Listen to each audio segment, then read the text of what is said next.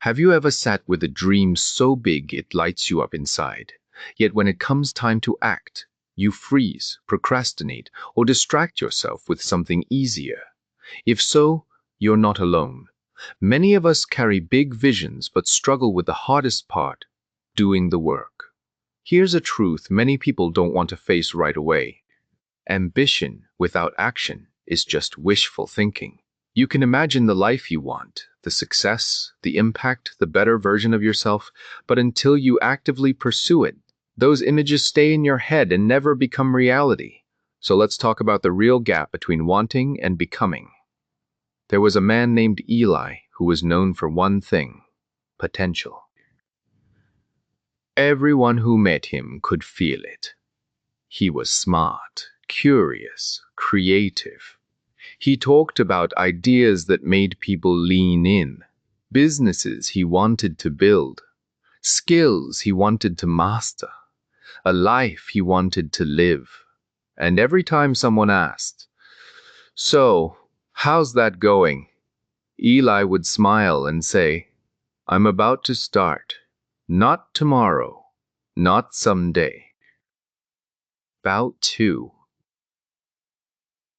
Eli truly believed in his future self. He could see him clearly. Confident, disciplined, accomplished.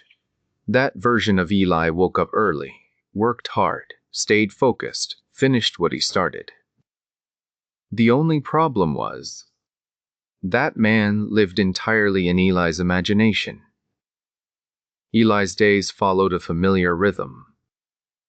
He'd wake up already tired, even if he'd slept 8 hours. He'd tell himself, "I'll start after I wake up properly." He'd scroll his phone for just a few minutes, which quietly became an hour. Then guilt would creep in. "I should be doing something," he'd think. "But I don't feel ready yet." So he'd wait. He waited for motivation. He waited for clarity. He waited to feel confident. And while he waited, time moved anyway. Weeks passed, then months, then years. One afternoon, Eli ran into an old friend named Marcus. Marcus used to be just like him. Same energy, same dreams, same uncertainty. But now Marcus looked different. Calmer, grounded, like someone who trusted himself. They grabbed coffee, and Eli couldn't help but ask, "So, what changed for you?" Marcus shrugged. "I got tired of disappointing myself." That answer stuck with Eli. Not tired of failing, not tired of struggling, tired of knowing what he could do and not doing it. Marcus told him something that sounded almost too simple. "I stopped asking myself how I felt," he said, "and started asking what needed to be done." Eli laughed.